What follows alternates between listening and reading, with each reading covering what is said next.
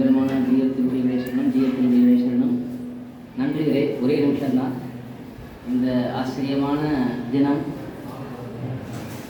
பெரிய போராட்டத்துக்கு பிறகு எம்பெருமானுக்கு ஒரு அற்புதமான திருக்கோயில் அமைந்திருக்கிறது. அந்த சமயத்திலே நாமெல்லாம் இப்பொழுது அதை இருந்து நாமெல்லாம் நேரலையில் பார்த்துருப்போம், தொலைக்காட்சியில் பார்த்துருப்போம். இப்படிப்பட்ட ஒரு விஷயத்தில் நாம் எல்லாம் அனுபவிக்கக்கூடிய ஒரு பெரிய பாக்கியம் கிடைச்சிருக்கு. அதுவே ஒரு பெரிய விஷயம்.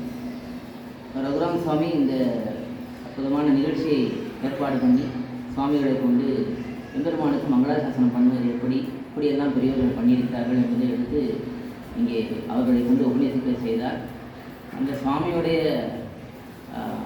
மங்களாசாசனங்கள் எப்பொழுதும் மிக உயர்ந்த நிலையிலே இருக்கும். எப்பொழுதும் அவர் அடியார்கள் விஷயத்திலும் சரி, எம்பெருமான் விஷயத்திலும் சரி, பல காரியங்களை பண்ண வேண்டும் என்று பாதித்துக் கொண்டிருப்பவர். அவருடைய முயற்சியாக இந்த ஒரு அழகான நிகழ்ச்சியானது இங்கே ஏற்பாடானது. அதற்காக சந்நிதி சார்பாக, அண்ணன் சுவாமி சார்பாக அடியுங்கள்.